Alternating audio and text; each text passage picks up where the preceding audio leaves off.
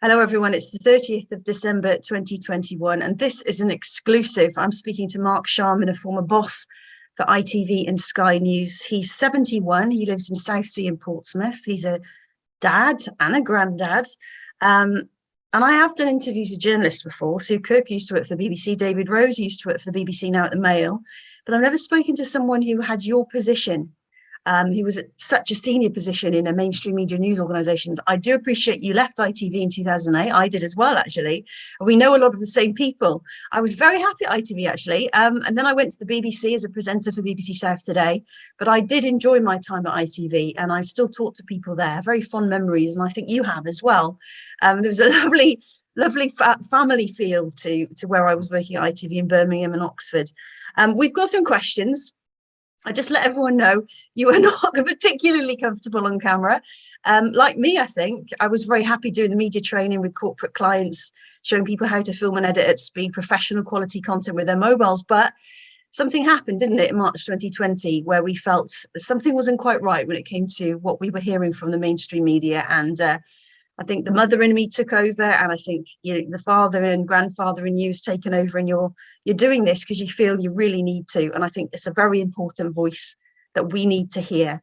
I know you have written an article and approached a number of mainstream media organisations, and I believe you're going to be doing other media interviews potentially in 2022. But I do have to thank you, Mark, for talking to me exclusively, so we get that first kind of idea. You may love this, Mark, and just carry on doing lots of interviews. I hope you do. But it's wonderful to actually, we've been talking a lot, haven't we? We've developed a bit of a friendship. And I am so desperate to hear your views. So, what I'm going to do is ask you some of those questions that we've agreed upon before. And I'm going to make sure you see the interview before we publish to see that you're happy with it. So the first question I've got is, what was your role at Sky and ITV News? Well, they were slightly different, and I mean at ITV, as you know, the news is produced by ITN, but I was the executive at ITV Network, responsible for the budgets for them and also for the overseeing the content. It wasn't a hands-on role, but it was the responsibility.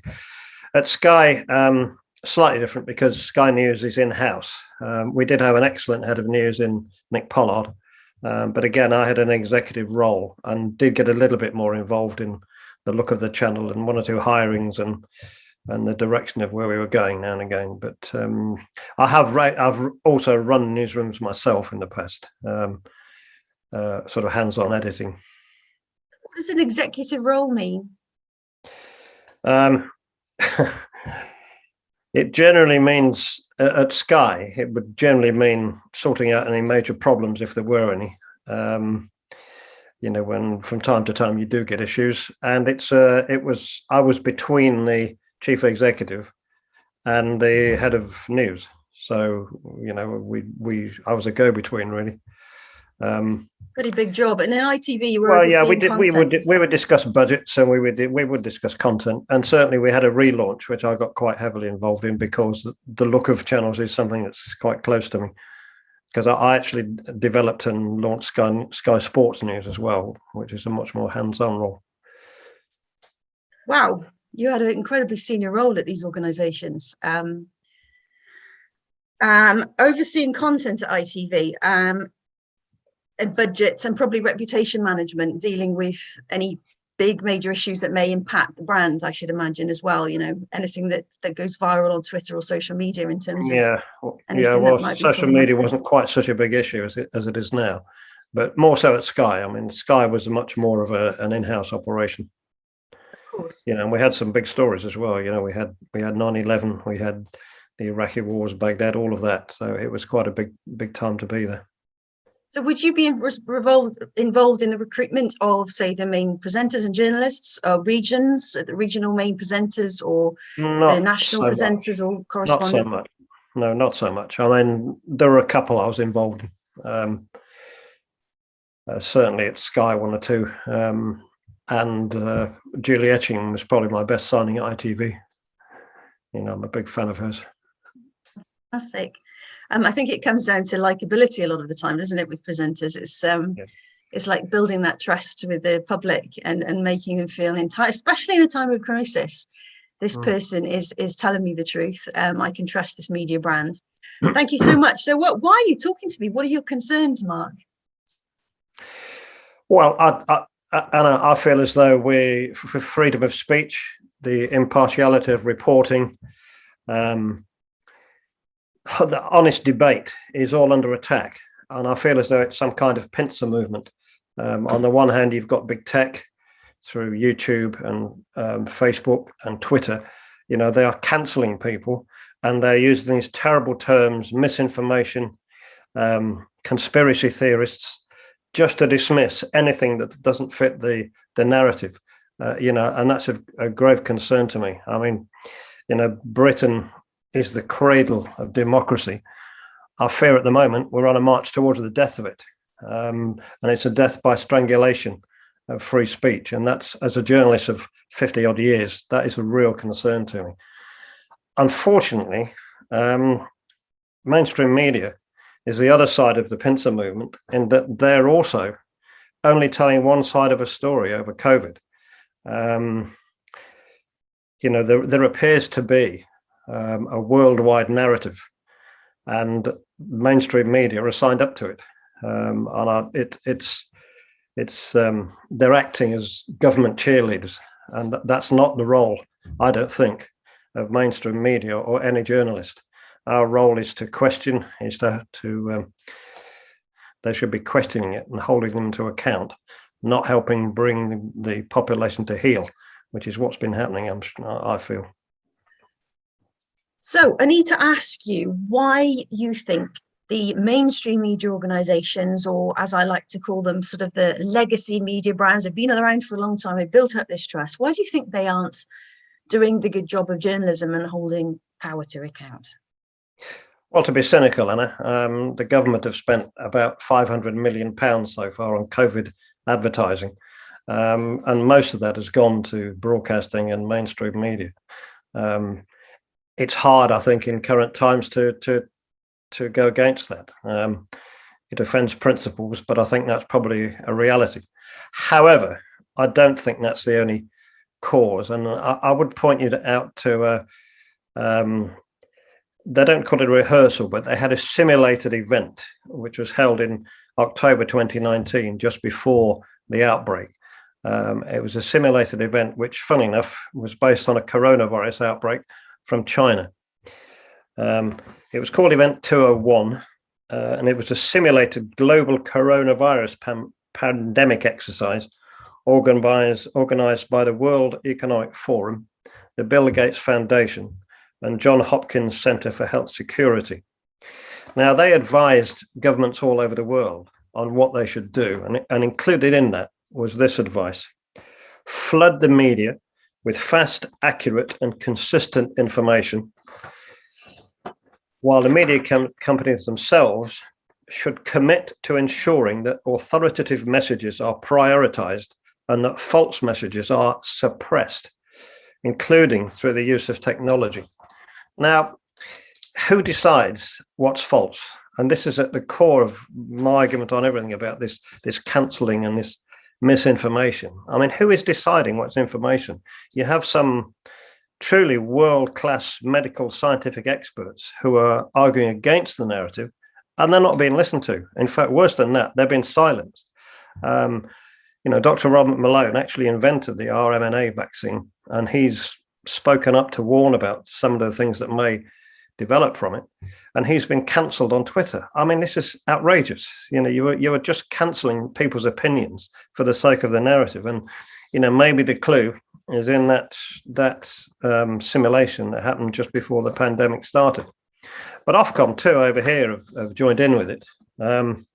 Ofcom has instructed broadcasters to be alert to health claims related to the virus which may be harmful, medical advice which may be harmful, accuracy or material misleadingness in programs in relation to the virus or public policy relating to it. Well, I'm sorry, but that is Ofcom telling broadcasters, don't listen to other arguments. They're closing down debate. It just isn't right. It's a dereliction of duty, in my opinion, of journalists and broadcasters and newspapers not to investigate both sides of a story. Well, that's harmful, isn't it, to not investigate both sides of the story? It leads to panic and erosion in trust, I think, in these media organisations. So my question is, why are you speaking out now, Mark? I think in the end, it was because of the demonisation of people who chose not to have a vaccine. It's internationally accepted that you can choose whether or not to have medication put into your body, and that is being ignored. And what's happening around the world is, this rejection of body autonomy is scary. What we're seeing in Austria, from February, you can be fined and then imprisoned if you're not vaccinated. In Australia, they've started internment camps, for goodness sake, for people who haven't been vaccinated, or people who they think even haven't been vaccinated. In Australia, they shot their own citizens with rubber bullets. In Austria, they are, as I say, they're putting them in prison. In Holland, they shot their own citizens just across the water from here with real bullets and injured citizens. What would happen here if that had happened on the streets of Sheffield or Manchester or London? How would we have reported that? Because the media seems to have lost its moral compass. Those demonstrations in Holland and Belgium were described by our press here as mob rule. These are people just making a point about basic freedoms. I'm not surprised they get out of hand sometimes, by the way, but that's another thing. But we've lost sight of the fact that our freedoms are being eaten away. This new normal, it's just, you can't accept it because what comes next? We're being conditioned to a position. But it's the same here in the UK. There have been several what have been described as anti-vax marches around the country, and particularly in London. They're not necessarily anti-vax at all, actually. Quite a lot of the people on the marches have been vaccinated. They're just against mandatory vaccines and vaccine passports. And I went to investigate one last week or 2 weeks ago.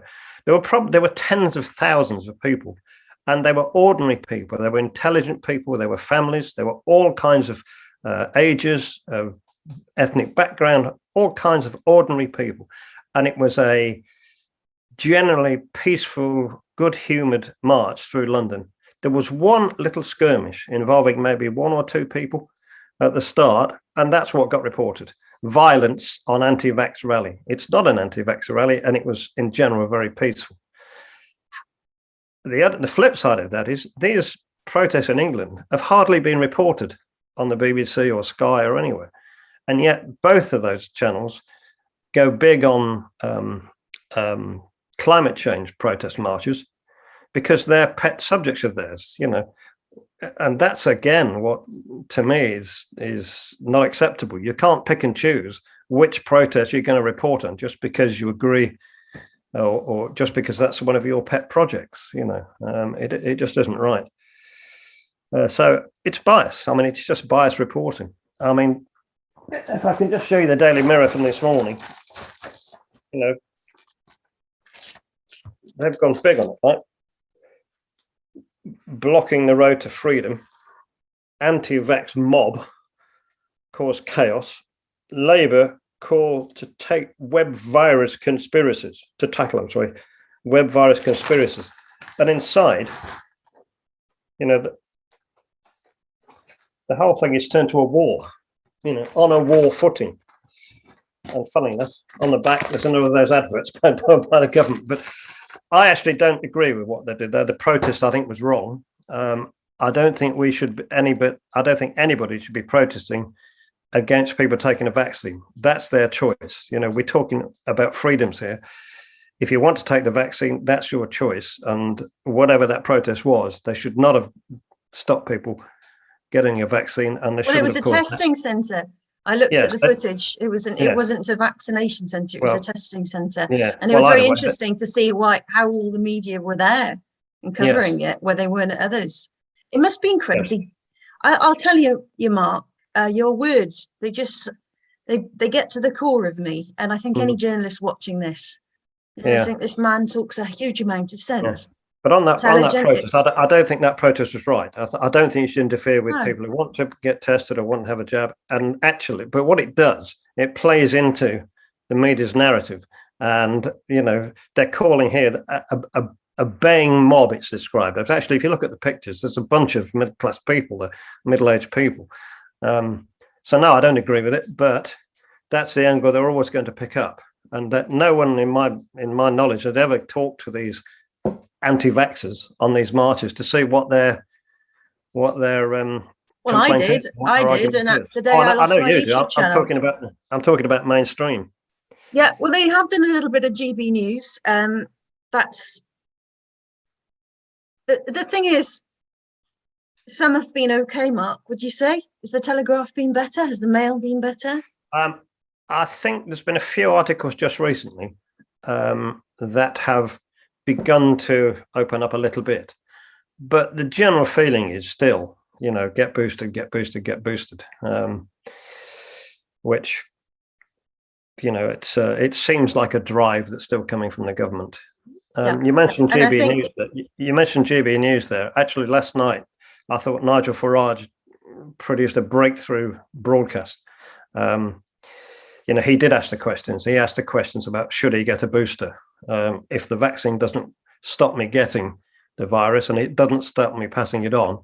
Why would I get the booster? And he had a couple of experts on there who were very good at explaining things. And that's the first time. And whatever you think of Nigel Farage, you know, he was brave and he got out there and he did ask the questions. And I hope that's the start of a change of gear, really. Yeah. GB News is a really interesting one, and I definitely think we're all a product of the media brand we trust. If you're like my mum and dad, you read the Mail every day. If you tune to the BBC and Sky every day, if you're following talk radio or LBC or me, you have a different feel, and then it's kind of splitting the public. And there's not many, are there, that are kind of like impartial and balanced. And I mean, I've tried my hardest, but I'm very congruent, Mark, and I find it very difficult not to show my feelings and my passion and my anger sometimes. By providing a counter narrative, just it wasn't there. So I have been as much as I can be the counter narrative, and it's hard. But that's why it's important that the main broadcasters actually start looking at some of the other side of things. You know, there are some serious papers being done by, you know, top level world scientists, and they're looking at the data and they're looking at the results, you know, and they are saying that there are dangers in this vaccine, and they've got the figures to prove it, and they're worried about what might happen. Now, I think that if you're going to vaccinate children, I should say here, I'm not a scientist and I'm not a doctor and I'm not taking sides. My only argument is, please tell us both sides of the story. You know, I'm looking at this from a media point of view. But if there is this scientific evidence, and it's fairly convincing, it should be being discussed, because any parent in particular who's wanting to decide whether or not to vaccinate their children, I mean, number one, I personally don't think children need a vaccine because they don't suffer from the virus particularly, and probably won't pass it on. But the point is, if you're making that decision, it should be an informed decision, and they're not being informed because they're not being made aware of some of the things that have gone wrong and are going wrong. You know, and again, that's a concern, but it's down to concern. Mark, Mark, this is really serious. If I were to say that, that word misinformation and conspiracy theorist would be plastered all over it. And that's what's wrong. It's lazy to just dismiss things as conspiracies and misinformation. Don't say it's misinformation. Go find out. Go investigate. You know, ask some questions for yourself instead of sitting on your ass and just passing this on all the time. I mean, what's happened recently as well, there's actually been, not an exaggeration even, there have been lies told. I think the Sunday Times used a figure of 90% of all people in ICU were unvaccinated. It was actually 48% at the time, but that was in the Sunday Times. It was then repeated by Jeremy Kyle, by ITV, I think this morning, by Lorraine, by ITV, BBC News, ITV News, and Sky. They all kept on repeating that figure. I contacted Sky, actually, and to be fair to them, they did correct it. But I don't know why. I mean, why are they not checking figures? Why are they just lifting it from one day to another? Government ministers too. Government ministers also use that 90%, which is just isn't true. It was 48%. Well, I think Boris even said it. Do you mind me just mentioning Jamie Jenkins, who was the former head of health analysis at the ONS? He's been good, hasn't he, in analysing the data. Certainly somebody who knows what he's doing. He's been on the BBC before. He's kind of been challenging this 90%. This is a lie. You know, there's lies, and then there's you said it's a concern, but I'm a mother, okay, with children 7, 9 and 12. Do I get them vaccinated or not? If I'm only hearing one side of the story and go and get them vaccinated, and I've not got all the information, that is really serious, Mark. Yes, that is incredibly serious. These journalists need to realise how serious that is. It is. Well, I think I used the phrase before. It's a dereliction of duty, because, you know, it's very easy to find out that these tests, the clinical tests on the Pfizer vaccine, do not finish until 2023. And worse than that, on children, they don't finish until 2025. So how can the government themselves use the phrase safe and effective? They don't appear to be particularly effective because they're not stopping the virus. And they certainly can't claim they're safe long term because they just don't know. And as I say, it's a dereliction of duty not to bring that into the public domain. And it does need to be in the public domain, because I had a spat the other day with somebody on a website who basically said, "Oh, you just listen to the internet and people on the internet, you know, people who are medical experts at night and plumbers and electricians by day." You know, that's ridiculous. But he won't believe it until it's on mainstream media, until the BBC tell him. He won't believe it. And that's the problem. But you were one of the bosses. You were the ones hiring these journalists, or at least controlling the budgets. You were very senior, you know. Your voice is an important one. Was. Yeah, absolutely. Can I just ask you, have you spoken to anyone you used to work with? Because I certainly have. Yes. ITV and Sky. And what's been the feedback? Well, at Sky, as I said, we did complain through Jamie Jenkins, you mentioned. I mean, Jamie's a genius, really. He's right on top of this. But we have mentioned it to Sky, and they did correct. I've also asked Sky whether they wouldn't carry debate, giving it all sides of the story. Got no reply to that. But I mean, I know from individual stories that there are people in ITV regions who have been told, do not bring to us any stories to do with vaccine injuries. In fact, I think one person got threatened with losing their job. But I know in newspapers, people have tried to correct copy, they've tried to balance it out, and they've been pulled back by bosses. And I know that you yourself pitched a story with a widow of someone that died from after having an injection.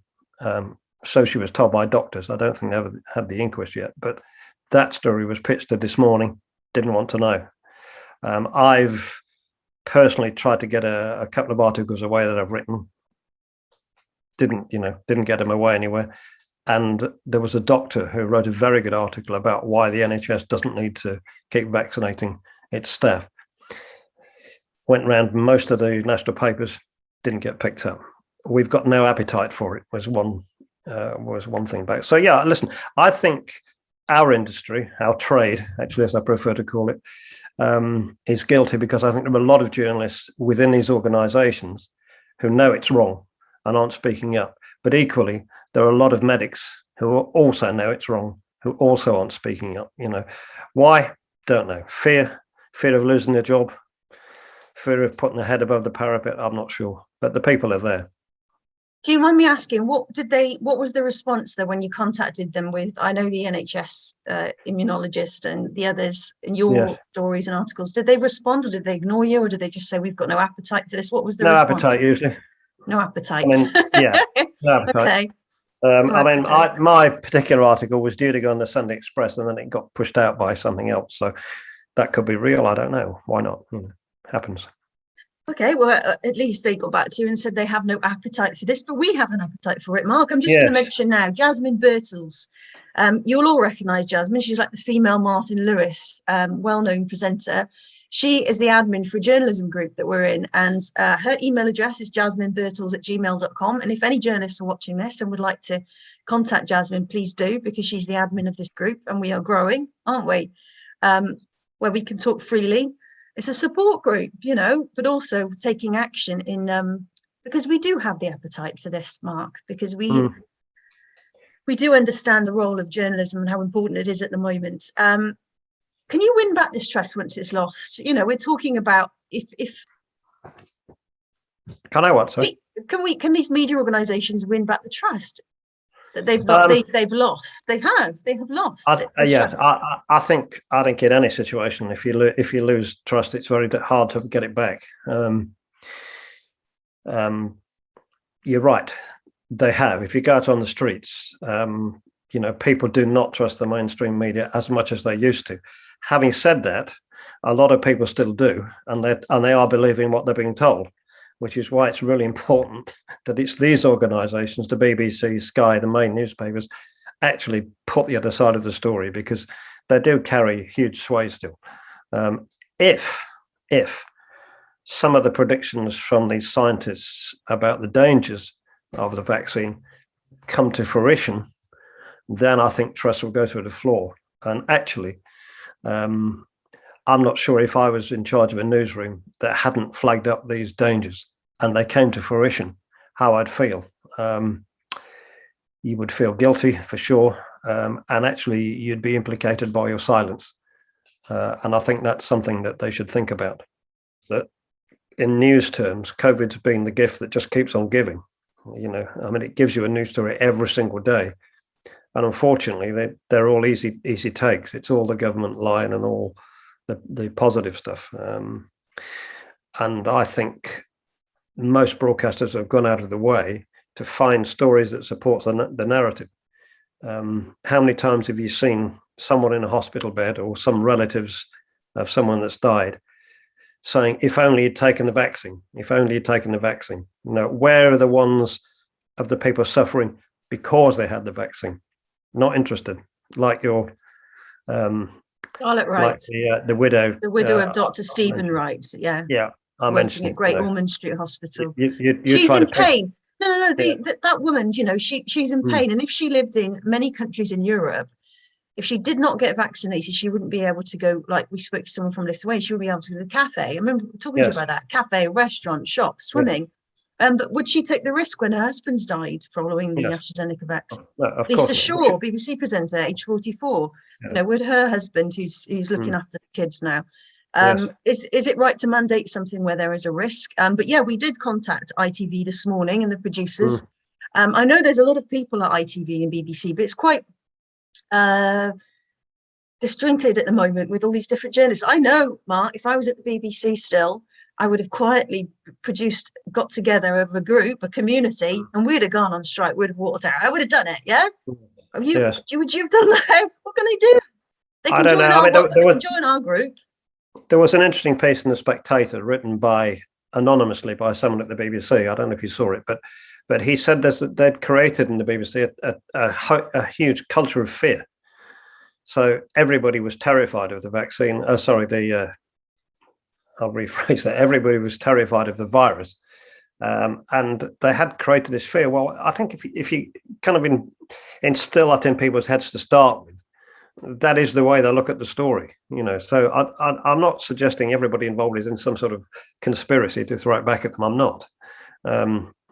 I think a lot of people genuinely believe that the virus is very dangerous and this is the way out of it. And they might be right. That is, as I say, I'm not a scientist and I'm not a doctor. Told that story. I just want equal reporting. The thing is, I always think about, I put myself in someone else's shoes, and I think about Charlotte Wright and her husband who died. If you did put that on ITV this morning, it would put people off having the vaccine. Yes, it really would. Just one little story. It would. So they're probably, maybe they're thinking to themselves, we have to ignore it because otherwise it creates panic. So they've taken this role of, they're insulting the British public and treating us like children. Well, it'll be nothing. We can't balance up the risks. You're absolutely right. It isn't right. As I've said 3 times, I think that it's a dereliction of duty. It's not right to suppress word from the simulation, to suppress information that might affect your decision about your own children. It isn't right. And that is my main beef. The vaccine may turn out to be perfectly safe, which is absolutely fair, but it might not. And that's why the debate should be had. And also, if the debate isn't had on mainstream media, it just gives credibility and credence to the conspiracy theories, so-called, elsewhere. If people don't see it reported, and then they see, sensible, experienced scientists giving another view somewhere else, it reduces the credibility all the time of mainstream media. What a crazy time. We're going to say at the end of this interview is please download the entire interview and feel free to share. No copyright issues. Please don't edit it, though. If you are, please share it in its entirety. Are you happy with that, Mark, if people share this, as long as it's not edited? Yes. People put their own branding across it and cut you all up. But I'm happy for it to be shared far and wide. Yes, well, you said at the top, I don't do a lot of television because, for very good reason. I work behind the scenes for very good reason. But it takes quite a lot for me to come out and say things on a camera. I've been working on you for a few months. Well, yeah, I've been working on you. It's just reached the point where I got so cross, I felt I needed to say something.